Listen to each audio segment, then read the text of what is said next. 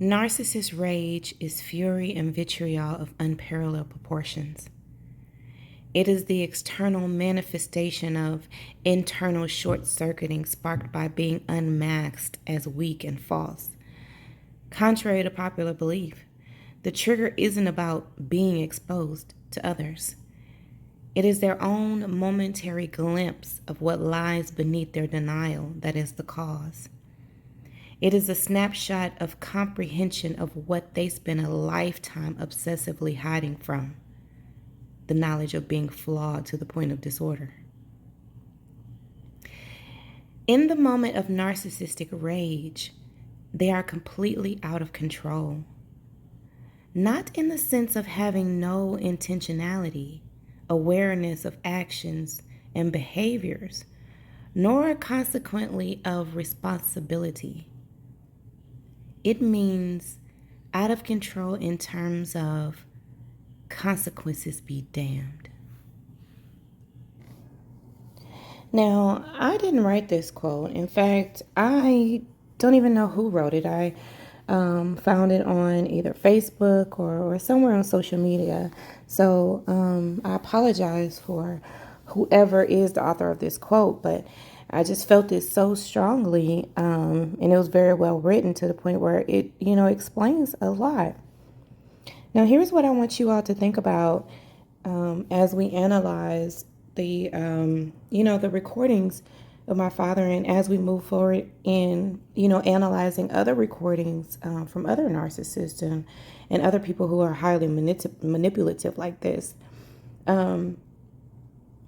That sometimes you have to put yourself in the place of, like, let's say, for example, where I was as a child, and imagine this level of rage and hatred and anger being directed at you as a child. And I think that that's the piece that a lot of people don't realize, that even though now, I'm speaking out about a lot of this trauma and a lot of my father's rage, and I can speak about it now and it not physically bother me in a way that you'll see. You might not see that it's physically bothering me. In fact, sometimes I might even chuckle about it. But that's because over time I've been able to just kind of remove myself from it. And to be honest with you, sometimes it's a dissociation. Sometimes that's a trauma response. To be able to get past it, for it not to bother me as much as it would had I not, put those things in place or responded in that way. It's a way of self-protection. But I think what I really want people to realize in this particular quote is that this level of rage and hatred is not even anything that we can take personal.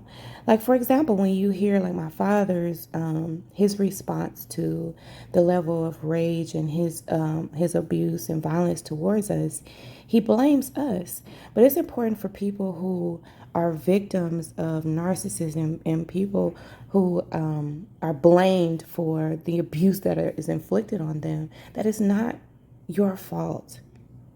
Like, it's not your fault. And here it says, it's a snapshot of comprehension of what they spend a lifetime obsessively hiding from, the knowledge of being flawed to the point of disorder. And when I tell you, like, nobody points out how disordered you are like your kids do. It's like they really show you all your shortcomings. I believe that even brought out more rage in my father, because we demonstrated how inadequate he was as a father, as a man, as a provider, as a protector. And even now, my criticisms and my comments about our childhood and the way things were, my father views them as a personal attack on him. Not even realizing that, never stepping outside of himself and realizing that there are other people who were affected by his behavior. And I would challenge you all to think about, is that the type of leadership that you need? Is that what you need in a pastor, a leader, even a parent? And though we did not choose our families and the families that we were born into, we can choose whether we continue to deal with them, whether we continue to have a relationship with them, and whether we continue to keep their secrets, whether we decide or, whether it's best for us to speak out or not. That is our right. And we should never be denied our right, even when it's met by rage and fury and vitriol and all of that stuff, all the yelling and the gaslighting and the lying and the throwing the tantrums and the sudden movements and the facial expressions and the biting the lip and all of that stuff. All of that stuff, all that nonverbal stuff that comes with all of that, just to intimidate you and to shut you up and to keep you under their control and submission. It's just like those days are over. And to be honest with you, I experienced the rage whether I was doing the right thing and whether I wasn't. So, when I say the right thing, I mean the right thing by the narcissist. There's a difference between the right thing and then the right thing by the narcissist. So whether you're doing what the narcissist wants you to do or not, you're still going to be on the receiving end of narcissistic rage. You'll never get away from that because that's who they are. But what you have to realize is that you're worth so much more than that. And it's time for us to take on that mantra of consequences be damned. I will speak my truth, whether it's met by narcissistic rage or not. This is happening. And I will not be stopped. I will not be denied. This is Dolores, the pastor's daughter. Bye-bye for now.